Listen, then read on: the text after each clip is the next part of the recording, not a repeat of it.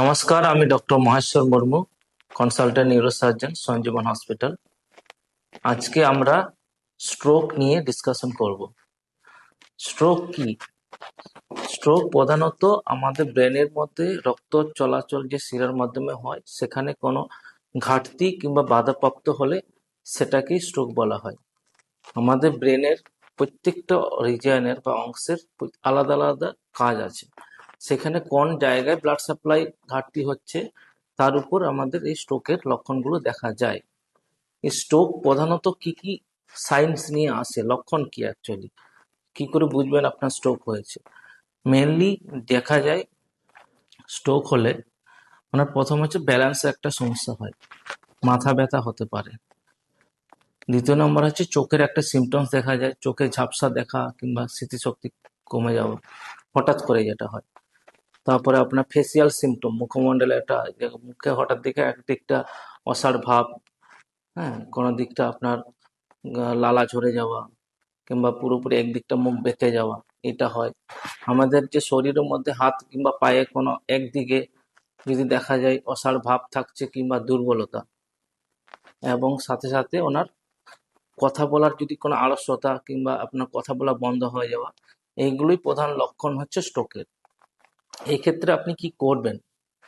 Stroke যদি এই symptoms গুলো দেখা যায়, তখন ইমিডিয়েট আপনি নিয়ারেস্ট হসপিটালে যোগাযোগ করবেন এবং সেখানে তার যেমন যেমন ওনার ট্রিটমেন্ট সেইভাবে ইমিডিয়েট ওনার সেইভাবে ট্রিটমেন্ট স্টার্ট করে দেওয়া হয়। নর্মালি দেখা যায় যে লক্ষণ শুরু হওয়ার 4.5 ঘন্টার মধ্যে হসপিটালে পৌঁছাতে পারলে, ওনার ট্রিটমেন্ট তাড়াতাড়ি শুরু করতে পারলে রিকভারি ভালো হয়, আউটকাম খুব ভালো হয়। সেইভাবে ইমিডিয়েট সেখানে গিয়ে মিনিমাম নন কন্টাস একটা সিটি স্ক্যান করে, যদি ওনার যে ধরনের স্ট্রোক, মানে প্রধানত দু ধরনের স্ট্রোক হয়, আর ইসচেমিক স্ট্রোক এবং হ্যামারেজিক স্ট্রোক।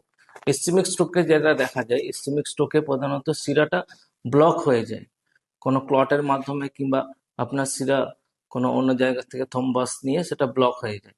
তাতে ওই যে পোর্শন অফ দ্য ব্রেনের মধ্যে রক্ত চলাচল হয় না, সেখানের জন্য এই দেখা ইসচেমিক স্ট্রোক হয়। আর দ্বিতীয় ধরন যেটা হ্যামার্জিক স্ট্রোক, সেই ক্ষেত্রে যেটা দেখা যায় শিরাটা ফেটে রক্তক্ষরণ হয়।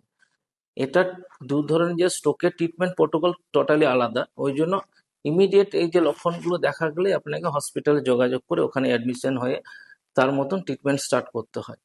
কারণ এই দু ধরনের ট্রিটমেন্ট টোটালি আলাদা। ইসচেমিক স্ট্রোকের ট্রিটমেন্ট আলাদা, হ্যামারেজিক স্ট্রোকের ট্রিটমেন্ট আলাদা। তো এই ক্ষেত্রে যেটা আপনার যে স্ট্রোক মানে কি, প্রধানত যে রিস্ক ফ্যাক্টর কি কি, আমরা কি করে এটাকে করতে পারি বুঝবেন যে আপনার স্ট্রোকের রিস্কটা বেশি। মেনলি হচ্ছে ওভারওয়েট, আনহেলদি লাইফস্টাইল, তারপরে আপনার প্রেশার যদি খুব বেশি থাকে, কোলেস্ট্রল বেশি থাকে, যারা স্মোকিং করে, কিংবা আপনার রেগুলার যাদের অ্যালকোহল হ্যাবিটস এবং ডায়াবেটিক্স, এগুলো প্রধান রিস্ক ফ্যাক্টর। তা এইগুলো আমরা কিভাবে এড়িয়ে চলতে পারি, আমরা কিভাবে প্রিভেনশন করব স্ট্রোক? স্ট্রোক প্রিভেনশনের মেন প্রধানত যাতে না হয় ফিউচারে, যেটা আটকানোর উপায় কি?